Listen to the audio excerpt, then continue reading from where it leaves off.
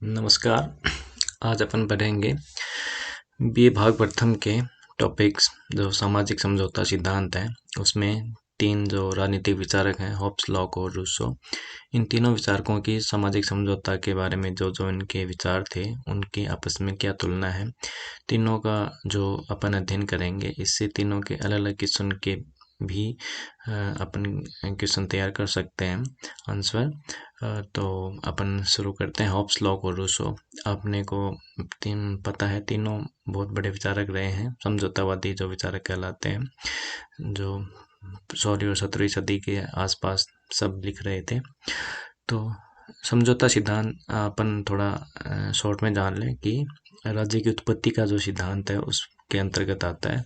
इन विचारकों का मानना था कि राज्य की उत्पत्ति से पहले एक प्राकृतिक अवस्था होती थी जिसमें मनुष्य रहते थे।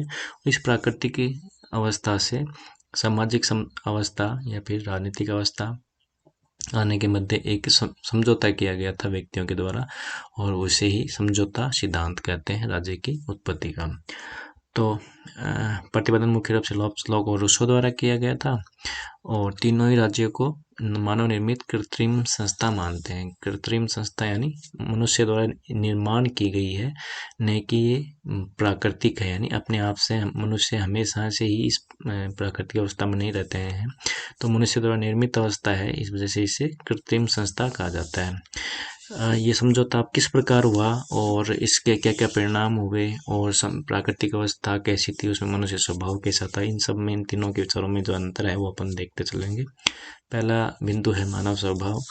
मानव स्वभाव के बारे में तीनों विचारकों ने अलग अपने विचार रखे हैं। सबसे पहले हॉब्स। तो हॉब्स ने मानव को एक असामाजिक, स्वार्थी, झगड़ालू और असहयोगी, जिसमें हर व्यक्ति दूसरे का शत्रु होता है, इस तरीके का सा वातावरण और मनुष्य के गुण बताए हैं।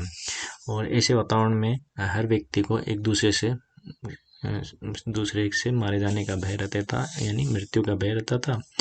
तो ऐसी अवस्था में व्यक्ति अपने इन्हीं गुणों की वजह से मृत्यु के भय से बचने के लिए और सुख प्राप्ति की आशा से एक राज्य के निर्माण की ओर प्रेरित होता है। तो ये हॉब्स के द्वारा बताया गया था। लॉक ने इसके विपरीत जस्ट उल्टा बताया था। मानव स्वभाव जो बताया लॉक के अनुसार, प्राकृतिक अवस्था में मनुष्य अच्छा और विवेकशील प्राणी था, यानी सहयोगी और नैतिक था, शांति प्रिय था, दूसरे के द्वारा किए गए उस सहयोग के बदले सहयोग करता था। रूसो के द्वारा भी कुछ लॉक के जैसा ही बताया गया था। रूस ने जो प्राकृतिक अवस्था के शुरुआती जो चरण में बताया वो लॉक से भी ज़्यादा अच्छा था। उसका मनुष्य अच्छा, स्वतंत्र, समान, आत्मनिर्भर था। लेकिन धीरे जैसे जैसे व्यक्तिगत संपत्ति आती है, यानी खुद के जब संपत्ति पे कब्जा करना शुरू करते हैं लोग, तो फिर तेरे मेरे की भावना उत्पन्न होने कारण अनेक बुराइयों का प्रवेश हो जाता है मनुष्य के स्वभाव में। दूसरा बिंदु आता है प्राकृतिक अवस्था। प्राकृतिक अवस्था में क्या भेद था वो अपन पढ़ेंगे। तो प्राकृतिक अवस्था यानी ऐसे गुणों को धारण करने वाले मनुष्य कैसी अवस्था बना के रखते थे। ये तीनों के जब गुण अलग अलग है मनुष्य के, तो तीनों ने अपने अपने तरीके से प्राकृतिक अवस्था का विचार किया है। ये यहाँ पर जान ले कि प्राकृतिक अवस्था एक काल्पनिक सोची गई व्यवस्था थी, क्योंकि उस समय का ना इतिहास अपने को पता है, ना ही इनके द्वारा कोई बताया गया है। तो तीनों ने अपनी अपनी कल्पना के अनुसार जो प्राकृतिक अवस्था बताई थी वही अपन पढ़ेंगे। तो हॉब्स के अनुसार जो झगड़ालू मनुष्य था, तो उसकी प्राकृतिक अवस्था क्या हो सकती थी, हर व्यक्ति का दूसरे के साथ झगड़ा रहता था, यानी युद्ध की अवस्था रहती थी। कोई न्याय या फिर पाप पुण्य जैसा कोई विचार नहीं था। एक ही नियम था कि जो शक्तिशाली होता था विजय उसकी होती थी, और जो वो कहता था वही सही माना जाता था। किसी का भी जीवन और संपत्ति दोनों ही सुरक्षित नहीं थे। तो ऐसी अवस्था थी। दूसरी, लोक के अनुसार जो शांति प्रिय मनुष्य होता था, तो उसकी जो इसकी गुणों की वजह से जो प्राकृतिक अवस्था हो सकती थी वो सहयोग, समानता और स्वतंत्रता की अवस्था वो मानता है। लेकिन ऐसी अवस्था में भी क्या मानता था कि हर व्यक्ति जो एक दूसरे के साथ रहता था, उनके मध्य थोड़े बहुत झगड़े होते थे, उनको वो निपटा नहीं पाते थे। इस वजह से राज्य की जरूरत पड़ती है उनको, जो अपन आगे पढ़ेंगे। तो लोक के द्वारा बताई गई प्राकृतिक अवस्था ज़्यादा बुरी नहीं थी, अच्छी प्राकृतिक अवस्था थी। रूसो ने भी जो प्राकृतिक अवस्था बताई है बहुत ही अच्छी चित्रण उसका किया, क्योंकि रूसो के जो मनुष्य गुण थे वो भी अच्छे थे, बशर्ते उससे पहले जब वो व्यक्तिगत संपत्ति पे कब्जा करते हैं। अब उसके पहले सब मनुष्य अच्छे गुण धारण कर रहे होते हैं, तो उस समय की प्राकृतिक अवस्था लोक के समान ही बताइए। तीसरा बिंदु आता है समझौते का कारण। ऐसा क्या कारण, किस वजह से इनको समझौता करना पड़ा जब ऐसी प्राकृतिक अवस्था थी, इसमें क्या उनको ऐसा बुरा फील हुआ कि उनको वो प्राकृतिक अवस्था बदलनी पड़ी। तो होब्स की प्राकृतिक अवस्था जिसमें सबका झगड़ा था, सबको एक दूसरे से मृत्यु का भय था, ऑब्वियसली यही वजह बना। तो मृत्यु के भय से मुक्ति पाने और जीवन और संपत्ति जो किसी की सुरक्षित नहीं थी उस अवस्था में, उससे बचने के लिए एक शक्ति की आवश्यकता प्रतीत हुई। ऐसी शक्ति जो इन सबसे ऊपर हो, इन सब के ऊपर शासन कर सके, इनसे नियम का पालन करवा सके और इनके जीवन और संपत्ति की गारंटी ले सके। तो इसके लिए लोगों ने आपस में वो प्राकृतिक अवस्था छोड़ना स्वीकार किया, सबने मिलके, और एक ऐसे शक्तिशाली व्यक्ति को शासक नियुक्त किया जो उन सबके सब जीवन और उनकी संपत्ति की सुरक्षा कर सके। लोक के अनुसार जो प्राकृतिक अवस्था थी बहुत अच्छी थी, फिर उन्होंने उन मनुष्य ने वो प्राकृतिक अवस्था क्यों छोड़ी, तो उसकी वजह ये थी कि प्राकृतिक अवस्था अच्छी थी, न्यायप्रिय थी, लेकिन बहुत बार इश्यू ऐसे होते थे कि व्यक्ति एक दूसरे के अपने अपने पक्षों को लेके आपस में अड़ जाते थे। उस कंडीशन में क्या हो, तो वो वैसी कंडीशन में न्याय करने के लिए और नियमों को बतलाने के लिए एक दूसरे थर्ड पार्टी की ज़रूरत पड़ती थी।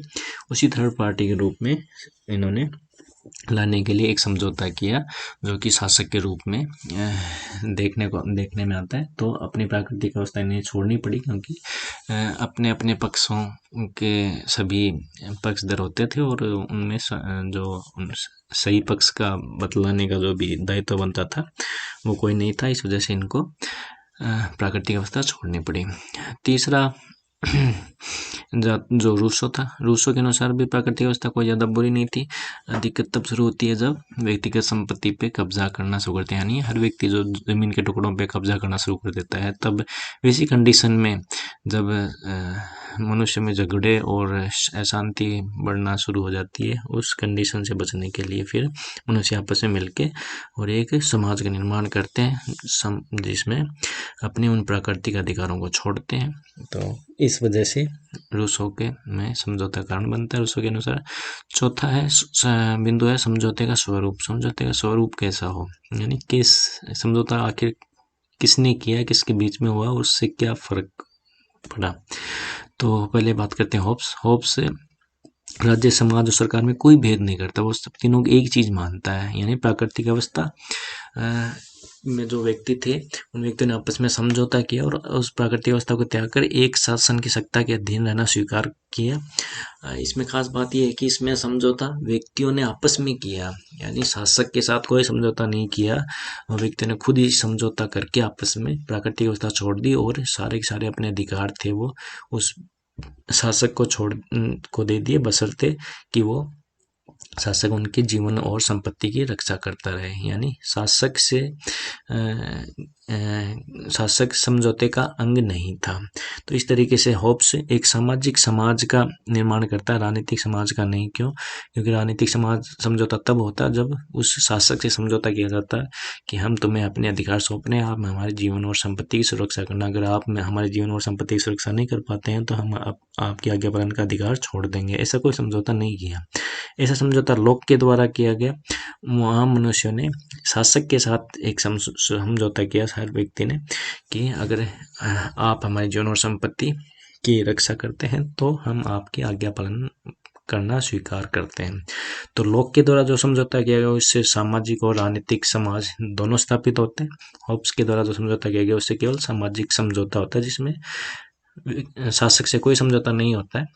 और तीसरा रूसो है। रूसो का समझौता कुछ अलग तरीके से था। इसमें हर व्यक्ति अपने समाज के साथ समझौता करता है, यानी कुछ इस तरीके से समझे कि सारे व्यक्ति इकट्ठे होते हैं और हर व्यक्ति अपने अधिकार उस पूरे व्यक्तियों के समूह को सौंप देता है कि ये व्यक्तियों का जो भी समूह जो भी डिसीजन करेगा वो मुझे मान्य होगा।